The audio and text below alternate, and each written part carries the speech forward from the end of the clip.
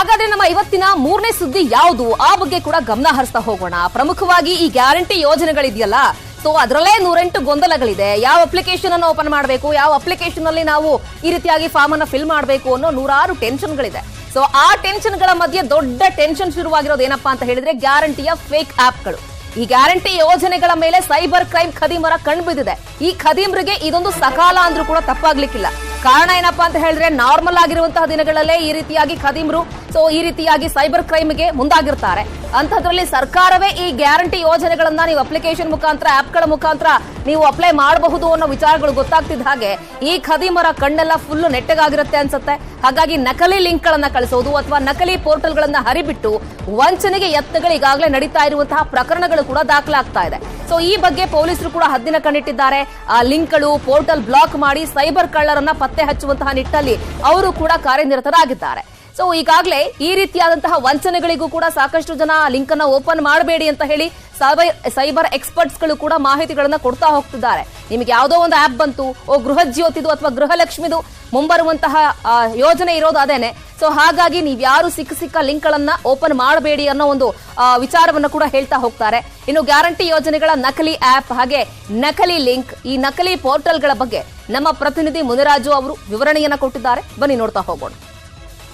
ರಾಜ್ಯ ಸರ್ಕಾರ ತನ್ನ ಜನಪ್ರಿಯ ಗ್ಯಾರಂಟಿ ಯೋಜನೆಗಳನ್ನ ಅನುಷ್ಠಾನಕ್ಕೆ ತರೋದಕ್ಕೆ ಮುಂದಾಗಿರುವಂತದ್ದು. ಈಗಾಗಲೇ ಒಂದೊಂದೇ ಯೋಜನೆಗಳನ್ನ ಅನುಷ್ಠಾನಕ್ಕೆ ತರ್ತಾ ಇದೆ.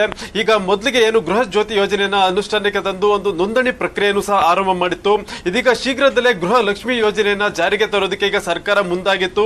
ಅದಕ್ಕೋಸ್ಕರ ಒಂದು ಪ್ರತ್ಯೇಕ ಆಪ್ ಅನ್ನು ಸಹ ಈಗ ಡೆವಲಪ್ ಮಾಡಿ ಅದನ್ನ ಶೀಘ್ರದಲ್ಲೇ ರಿಲೀಸ್ ಮಾಡೋದಕ್ಕೂ ಸಹ ಮುಂದಾಗಿದ್ರು. ಆದ್ರೆ ಈ ನಡುವೆ ಸೈಬರ್ ಕ್ರೈಮ್ ನಲ್ಲಿ ಒಂದು ಹೆಚ್ಚಿನ ಒಂದು ನಕಲಿ ಆಪ್ ಮತ್ತೆ ಒಂದು ಲಿಂಕ್ ಗಳನ್ನ ರಿಲೀಸ್ ಮಾಡಿ ಸಾರ್ವಜನಿಕರನ್ನ ಒಂದು ದಾರಿ ತಪ್ಪಿಸುವಂತ ಕೆಲಸ ಮತ್ತೆ ಅವರ ಹಣಕ್ಕೆ ಒಂದು ಕನ್ನ ಹಾಕುವಂತ ಕೆಲಸವೂ ಸಹ ಈಗ ಆರಂಭ ಆಗಿದೆ. ಆ ಸಲುವಾಗಿ ನಾವು ಕೆಲವು ಆನ್ಲೈನ್ ನಲ್ಲಿ ನೋಡೋದಾದ್ರೆ ಕೆಲವು ನಕಲಿ ಆಪ್ ಮತ್ತೆ ಪೋರ್ಟಲ್ಗಳು ಸಹ ಈಗ ಎಲ್ಲ ಕಡೆ ಕಂಡು ಬರ್ತಾ ಇದೆ. ಈಗಾಗಲೇ ಸರ್ಕಾರದಿಂದಲೂ ಸಹ ಇಂತಹ ಒಂದು ನಕಲಿ ಆಪ್ ಗಳ ಬಗ್ಗೆ ಒಂದು ಎಚ್ಚರಿಕೆ ವಹಿಸಬೇಕು ಅಂತೇಳಿ ಇಲಾಖೆ ಅಧಿಕಾರಿಗಳು ಮತ್ತೆ ಸಚಿವರು ಕೂಡ ಒಂದು ಮನವರಿಕೆ ಮಾಡುವಂತ ಕೆಲಸವನ್ನ ಮಾಡ್ತಾ ಇದ್ದಾರೆ. ಈಗ ನಾವು ಕೆಲವು ಆಪ್ಸ್ ಅನ್ನ ನೋಡಬಹುದು. ಗೃಹ ಲಕ್ಷ್ಮಿ ಯೋಜನೆ ಅಂತ ಹೇಳಿ ಒಂದು ನಕಲಿ ಆಪ್ ಗಳನ್ನ ರಿಲೀಸ್ ಮಾಡಿ ಸಾರ್ವಜನಿಕರನ್ನ ದಾರಿ ತಪ್ಪಿಸುವಂತದ್ದು ಮತ್ತೆ ಅದರಲ್ಲಿ ನೋಂದಣಿ ಮಾಡಿಕೊಂಡ ಬಳಿಕ ಅವರ ಒಂದು ಬ್ಯಾಂಕ್ ಖಾತೆಗಳು ಮತ್ತೆ ಆಧಾರ್ ಕಾರ್ಡ್ ಇರಬಹುದು ಮತ್ತೆ ಬೇರೆ ಬೇರೆ ದಾಖಲಾತಿಗಳನ್ನ ಒಂದು ಈ ಒಂದು ಆಪ್ ಮೂಲಕ ಅವರು ಕದಿಯುವಂತ ಕೆಲಸವನ್ನು ಸಹ ಮಾಡ್ತಾ ಇದ್ದಾರೆ. ಇದೇ ರೀತಿಯಾಗಿ ಕೆಲವು ಆನ್ಲೈನ್ ನಲ್ಲಿ ಒಂದು ನಕಲಿ ಆಪ್ ಮತ್ತೆ ನಕಲಿ ಪೋರ್ಟಲ್ ಗಳನ್ನ ರಿಲೀಸ್ ಮಾಡಿ ಸಾರ್ವಜನಿಕರನ್ನ ಒಂದು ಯಾಮಾರಿಸುವಂತ ಕೆಲಸವನ್ನು ಸಹ ಮಾಡ್ತಾ ಇರೋದು. ಮತ್ತೆ ಕೆಲವರು ಅವರ ಬ್ಯಾಂಕ್ ವಿವರಗಳನ್ನ ಪಡ್ಕೊಂಡು ಅವರ ಬ್ಯಾಂಕ್ ಖಾತೆಗಳಲ್ಲಿ ಹಣವನ್ನು ಸಹ ಎಗರಿಸುವಂತ ಕೆಲಸವನ್ನು ಮಾಡೋದಕ್ಕೂ ಸಹ ಮುಂದಾಗ್ತಾ ಇದ್ದಾರೆ.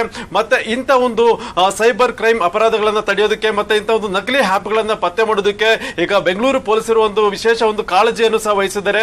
ಯಾಕಂದ್ರೆ ಸರ್ಕಾರದ ಈ ಒಂದು ಜನಪ್ರಿಯ ಯೋಜನೆಗಳನ್ನ ಪಡ್ಕೊಳ್ಳೋದಕ್ಕೆ ಸಾರ್ವಜನಿಕರು ಆದಷ್ಟು ಬೇಗ ತಮ್ಮ ಒಂದು ಆಪ್ ಅನ್ನ ಡೌನ್ಲೋಡ್ ಮಾಡಿಕೊಂಡು ಅದರಲ್ಲಿ ತಮ್ಮ ಮಾಹಿತಿಗಳನ್ನ ಅಪ್ಲೋಡ್ ಮಾಡಬೇಕು ಅಂತ ಹೇಳಿ ಕಾತರದಿಂದ ಕಾಯ್ತಾ ಇರ್ತಾರೆ.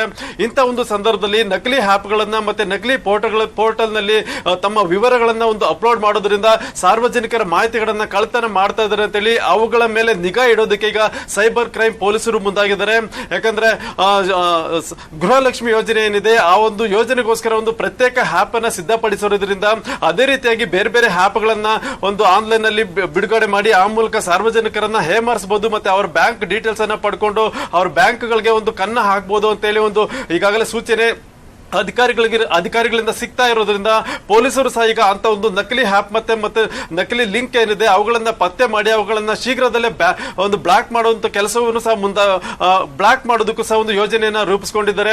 ಅದಕ್ಕೋಸ್ಕರ ಸೈಬರ್ ಕ್ರೈಮ್ ಪೊಲೀಸರು ಒಂದು ಎಲ್ಲ ಕಡೆ ಒಂದು ನಿಗಾವನ್ನ ಇಟ್ಟು ಯಾರು ಈ ರೀತಿಯಾಗಿ ನಕಲಿ ಲಿಂಕ್ ಮತ್ತೆ ಪೋರ್ಟಲ್ ಮತ್ತೆ ಆಪ್ ಗಳನ್ನ ಬಿಡುಗಡೆ ಮಾಡ್ತಾರೆ ಅದನ್ನ ಪರಿಶೀಲನೆ ಮಾಡಿ ಅದು ನಕಲಿ ಅನ್ನೋದು ಗೊತ್ತಾದ ಕೂಡಲೇ ಅದನ್ನ ಬ್ಲಾಕ್ ಮಾಡಿ ಆ ಒಂದು ಸಂಬಂಧಪಟ್ಟ ಒಂದು ಡೆವಲಪ್ ಯಾರು ಮಾಡಿರ್ತಾರೆ ಅವರನ್ನ ಪತ್ತೆ ಮಾಡುವಂತ ಕೆಲಸವನ್ನು ಸಹ ಈಗ ಪೊಲೀಸರು ಮಾಡೋದಕ್ಕೆ ಮುಂದಾಗ್ತಾ ಇರೋದು. ಅದರಿಂದ ಸಾರ್ವಜನಿಕರು ಇಂಥ ಒಂದು ನಕಲಿ ಆಪ್ ಮತ್ತೆ ನಕಲಿ ಪೋರ್ಟಲ್ ಗಳನ್ನ ಕ್ಲಿಕ್ ಮಾಡೋ ಮುಂಚೆ ಒಂದು ಸ್ವಲ್ಪ ಎಚ್ಚರಿಕೆಯನ್ನು ಸಹ ವಹಿಸಬೇಕು ಅಂತ ಹೇಳಿ ಪೊಲೀಸರು ಒಂದು ಸೂಚನೆಯನ್ನು ಸಹ ಕೊಡ್ತಾ ಇದ್ದಾರೆ. ಕ್ಯಾಮರಾ ಪರ್ಸನ್ ಯೋಗೇಶ್ವರ್ ಜೊತೆ ಮುನಿರಾಜು, ನ್ಯೂಸ್ 18 ಬೆಂಗಳೂರು.